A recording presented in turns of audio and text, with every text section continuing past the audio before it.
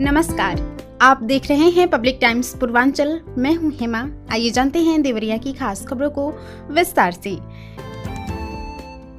देवरिया में कृषि उत्पादन बढ़ाने और किसानों को नई तकनीकों से जोड़ने के उद्देश्य से 4 जनवरी 2026 को जनपद स्तरीय कृषि मेले का आयोजन किया जाएगा। यह मेला प्रातः 10 बजे से लघु माध्यमिक विद्यालय बंगरा बाजार विकास खंड बनकटा में होगा। मुख्य विकास अधिकारी राजेश कुमार सिंह ने बताया कि मेले में कृषि विभाग सहित विभिन्न विभागों द्वारा संचालित योजनाओं की जानकारी दी जाएगी। साथ ही वैज्ञानिकों द्वारा आधुनिक कृषि तकनीकों पर मार्गदर्शन और विभागीय स्टॉलों के माध्यम से कृषि उत्पादों व तकनीकों की प्रदर्शनी लगाई जाएगी। किसानों से अधिक संख्या में पहुंचकर मेले का लाभ उठाने की अपील की गई है। जिला पिछड़ा वर्ग कल्याण अधिकारी अविनाश मणि त्रिपाठी ने बताया कि वित्तीय वर्ष 2025-26 के लिए अन्य दशमोत्तर छात्रवृत्ति एवं शुल्क प्रतिपूर्ति योजना की संशोधित समय सारणी जारी कर दी गई है। जारी कार्यक्रम के अनुसार शिक्षण संस्थानों द्वारा मास्टर डाटा तैयार करने की अंतिम तिथि 2 जनवरी, महाविद्यालय या एफिलिएटिंग एजेंसी द्वारा शुल्क सत्यापन की अंतिम तिथि 9 जनवरी, छात्र छात्राओं के पंजीकरण व ऑनलाइन सत्यापन की अंतिम तिथि 14 जनवरी निर्धारित की गई है। वहीं सभी आवश्यक संलग्नों के साथ हार्ड कॉपी जमा करने की अंतिम तिथि 21 जनवरी और संस्थानों द्वारा आवेदन अग्रसारण व सत्यापन की अंतिम तिथि 27 जनवरी रखी गई है। जिला पिछड़ा वर्ग कल्याण अधिकारी ने सभी शिक्षण संस्थानों और छात्र छात्राओं से समय सीमा के भीतर आवेदन प्रक्रिया पूरी करने की अपील की है। उप निदेशक कृषि सुभाष मौर्य ने देवरिया जनपद के किसानों को सूचित किया है कि जिन किसानों ने कृषि यंत्र क्रय का विभागीय पोर्टल पर बिल अपलोड किया है, वे संबंधित डीलर से संपर्क कर यूपी यंत्र ट्रैकिंग पोर्टल पर यंत्र का विवरण अनिवार्य रूप से अपलोड कराएं। उन्होंने बताया कि पोर्टल पर यंत्र का विवरण फीड न होने की स्थिति में सत्यापन प्रक्रिया प्रभावित हो सकती है। साथ ही सभी कृषि यंत्र विक्रेताओं को निर्देश दिए गए हैं कि चयनित किसानों को यंत्र उपलब्ध कराने के तुरंत बाद उसका विवरण यूपी यंत्र ट्रैकिंग पोर्टल पर दर्ज करें ताकि किसानों को योजना का लाभ समय पर मिल सके। पुलिस अधीक्षक देवरिया संजीव सुमन के निर्देशन में अपराध नियंत्रण अभियान के तहत थाना भटनी पुलिस ने बड़ी कार्रवाई की है। अपर पुलिस अधीक्षक दक्षिणी सुनील कुमार सिंह के मार्गदर्शन और क्षेत्राधिकारी भाटपर रानी अंशुमान श्रीवास्तव के पर्यवेक्षण में पुलिस ने 3 पिकअप वाहनों से 6 गोवंश बरामद करते हुए 4 पशु तस्करों को गिरफ्तार किया है। पुलिस ने बताया कि गोवंश को क्रूरता पूर्वक बांधकर बिहार और बंगाल ले जाया जा रहा था। बरामद पिकअप वाहनों को सीज कर दिया गया है। गिरफ्तार आरोपियों के खिलाफ गोवध निवारण अधिनियम एवं पशु क्रूरता अधिनियम के तहत मुकदमा दर्ज कर अग्रिम विधिक कार्रवाई की जा रही है। बरियारपुर थाना क्षेत्र में किशोरी के अपहरण के मामले में न्यायालय के आदेश पर 5.5 माह बाद पुलिस ने प्राथमिकी दर्ज की है। पीड़िता की मां के अनुसार 16 जून को गांव का एक युवक आकाश गुप्ता नाबालिग किशोरी को बहला फुसला कर भगा ले गया। आरोप है कि किशोरी के साथ 35,000 रुपए नकद और 6 आभूषण भी ले जाए गए। घटना के बाद परिजनों ने कई स्तरों पर गुहार लगाई, लेकिन सुनवाई न होने पर न्यायालय का सहारा लिया। न्यायालय के आदेश पर पुलिस ने आरोपी आकाश गुप्ता और उसके पिता सुरेंद्र गुप्ता के खिलाफ मुकदमा दर्ज कर जांच शुरू कर दी है। थानाध्यक्ष दीपक सिंह ने बताया कि न्यायालय के निर्देश पर प्राथमिकी दर्ज की गई है और मामले की जांच की जा रही है। गौरी बाजार थाना क्षेत्र के बैतालपुर के समीप एक गांव में युवती से छेड़खानी के विरोध में परिजनों पर हुए हमले में घायल युवक की इलाज के दौरान मौत हो गई। मृतक की पहचान रमाकांत गौड़ के रूप में हुई है, जिसका इलाज मेडिकल कॉलेज गोरखपुर में चल रहा था। परिजनों के अनुसार 29 दिसंबर को गाँव की युवती के साथ छेड़खानी की गई थी। अगले दिन उलाहना देने गए परिजनों पर आरोपी पक्ष ने लाठी डंडों से और लोहे की रॉड से हमला कर दिया, जिसमें रमाकांत गौड़ गंभीर रूप से घायल हो गए थे। देर रात इलाज के दौरान उनकी मौत हो गई। 100 घर पहुंचते ही परिजनों ने हंगामा किया। पुलिस ने मामले में हत्या, छेड़खानी और SC/ST एक्ट समेत गंभीर धाराओं में मुकदमा दर्ज कर 4 आरोपियों को हिरासत में लिया है। थानाध्यक्ष राहुल सिंह ने बताया कि मामले की जांच की जा रही है। वहीं क्षेत्राधिकारी रुद्रपुर हरिराम यादव ने कहा है कि हिरासत में लिए गए आरोपियों से पूछताछ जारी है।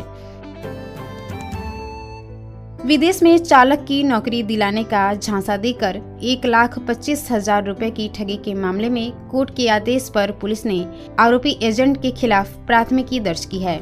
पीड़ित भीरवा गांव निवासी अभिजीत पांडे ने न्यायालय में वाद दाखिल कर आरोप लगाया कि मदनपुर कस्बा निवासी एजेंट नासिर अली ने सऊदी अरब में चालक की नौकरी दिलाने के नाम पर उससे 1,25,000 रुपए लिए। आरोप है कि जून 2024 में अलग अलग तिथियों पर एजेंट के खाते में रुपए ट्रांसफर किए गए, लेकिन बाद में आरोपी टाल मटोल करने लगा और पैसा लौटाने से इनकार कर फरार हो गया। पीड़ित का कहना है कि आरोपी पहले से भी कई लोगों से विदेश भेजने के नाम पर ठगी कर चुका है। कोर्ट के निर्देश पर पुलिस ने नासिर अली के खिलाफ धोखाधड़ी का मुकदमा दर्ज कर जांच शुरू कर दी है। पुलिस के अनुसार आरोपी के विरुद्ध पूर्व में भी फर्जीवाड़े के मामले दर्ज हैं। चुनकी के स्वामी देवानंद मठ इंटर कॉलेज के मैदान में चल रही क्रिकेट प्रतियोगिता के तहत सुतावर और बंगरा के बीच मुकाबला खेला गया। सुतावर की टीम ने शानदार प्रदर्शन करते हुए 31 रन से जीत दर्ज की। टॉस जीतकर पहले बल्लेबाजी करते हुए सुतावर की टीम ने 15 ओवर में 7 विकेट के नुकसान पर 209 रन बनाए। लक्ष्य का पीछा करने पर उतरी बंगरा बाजार की टीम 178 रन पर ऑल आउट हो गई। मुख्य अतिथि अजय यादव ने फीता काटकर मैच का शुभारंभ किया। आयोजन में रजत ऋतु गोलू, सूरज वर्मा, विनीत, गुड्डन, इमरान, शुभम सिंह, डीवी सहित अन्य लोग मौजूद रहे। मैच के निर्णायक रणजीत सिंह यादव रहे। सलेमपुर कस्बे के सोहनाग मोड़ चौराहे पर देर रात हुई फायरिंग में एक व्यक्ति घायल हो गया। सड़क के बीच फायरिंग से इलाके में आफ्रा तफरी मच गई। सूचना पर पहुंची पुलिस ने घायल को सामुदायिक स्वास्थ्य केंद्र पहुंचाया, जहां प्राथमिक उपचार के बाद हालत गंभीर होने पर देवरिया मेडिकल कॉलेज रेफर कर दिया गया। बताया गया कि देर रात एक युवक ने शराब की दुकान के सामने कट्टे से फायरिंग की। इससे पास में आग ताप रहे सलाहाबाद वार्ड निवासी रामनारायण के पैर में छर्रा लग गया। गोली की आवाज सुनते ही लोग जुटे, लेकिन आरोपी युवक मौके से फरार हो गया था। बाद में पुलिस ने फायरिंग करने वाले युवक को हिरासत में लेकर पूछताछ शुरू कर दी है। कोतवाल महेंद्र कुमार चतुर्वेदी ने बताया कि घायल के पैर में खरोच के निशान हैं और उसका इलाज चल रहा है। आरोपी युवक नशे की हालत में है और उससे पूछताछ जारी है। तरकुलमा थाना क्षेत्र में धान की चोरी की घटनाएं बढ़ गई हैं। बीते दिनों में 4 घरों से करीब 20 बोरी धान चोरी होने से ग्रामीण दहशत में हैं। हरियाणा गांव निवासी कमल किशोर मिश्रा के घर से 5 बोरी, हरेंद्र चौरसिया के बरामदे से 4 बोरी और कोटेदार अनिल के घर से 5 बोरी धान चोरी हो गया। वहीं बगल गांव कारी टोला निवासी मक्खन यादव के घर से भी 6 बोरी धान गायब मिले। ग्रामीणों ने मामले की सूचना तरकुलमा पुलिस को देकर जल्द कार्रवाई की मांग की है। इस संबंध में थाना प्रभारी भूपेंद्र सिंह ने बताया कि जांच कर आवश्यक कार्रवाई की जाएगी। माघ मेले में प्रयागराज जाने वाले श्रद्धालुओं के लिए राहत की खबर है। 10 जनवरी से देवरिया से प्रयागराज के लिए 72 बसें चलाई जाएंगी। इसके लिए उत्तर प्रदेश परिवहन निगम ने तैयारियां शुरू कर ली हैं। माघ मेले की शुरुआत 4 जनवरी से होगी, जो 1 फरवरी तक चलेगा। मेले को देखते हुए जिले से कुल 72 बसें संचालित की जाएंगी, जिनमें 8 बसें प्रयागराज के अंदर शटल सेवा के रूप में चलेंगी। शेष 84 बसें देवरिया और प्रयागराज रूट पर दोनों ओर चलेंगी। यह विशेष सेवा 10 जनवरी से शुरू होंगी। तब तक नियमित बस सेवा से श्रद्धालु यात्रा करेंगे। माघ मेले में कल्पवास और प्रमुख स्नान पर्वों पर बड़ी संख्या में श्रद्धालु प्रयागराज पहुंचते हैं, जिसे ध्यान में रखते हुए परिवहन व्यवस्था सुदृढ़ कर दी गई है। देवरिया में नए साल में जिले की स्वास्थ्य सेवाओं को बड़ी मजबूती मिलने जा रही है। महर्षि देवराहा बाबा मेडिकल कॉलेज में नर्सिंग कॉलेज की स्थापना और क्रिटिकल केयर यूनिट के निर्माण से इलाज और स्वास्थ्य शिक्षा दोनों को बढ़ावा मिलेगा। मेडिकल कॉलेज परिसर में बन रहा नर्सिंग कॉलेज जून 2026 तक तैयार होने की उम्मीद है। यहाँ बीएससी नर्सिंग का 4 वर्षीय कोर्स शुरू होगा, जिसमें प्रत्येक बैच में 60 सीटें होंगी। इससे हर वर्ष प्रशिक्षित नर्सिंग प्रोफेशनल्स उपलब्ध होंगे। जिसका सीधा लाभ मरीजों को मिलेगा। वहीं मेडिकल कॉलेज में 50 बेड की 3 मंजिला क्रिटिकल केयर यूनिट का निर्माण भी तेजी से चल रहा है। इसके दिसंबर 2026 तक पूर्ण होने की संभावना है। यूनिट के शुरू होने से गंभीर रोगियों का इलाज जिले में ही संभव हो सकेगा और उन्हें हायर सेंटर रेफर करने की जरूरत कम होगी।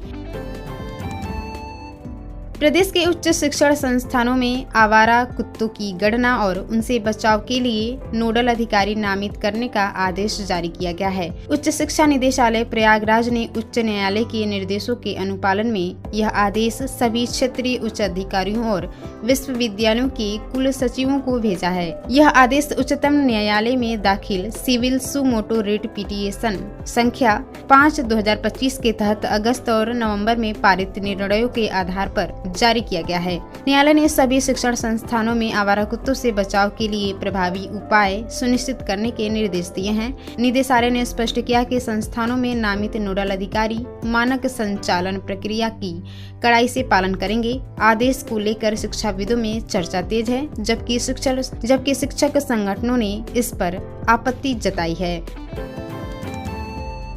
आपको बताते चलें कि खसरा खतौनी समेत राजस्व अभिलेखों की त्रुटियां दूर कर ग्राम पंचायत मोगलपुर को राजस्व विभाग का मॉडल गांव बनाया जाएगा। इसके लिए सदर उप जिलाधिकारी श्रुति शर्मा और तहसीलदार के मिश्रा ने गांव पहुंचकर ग्रामीणों की समस्याएं सुनी।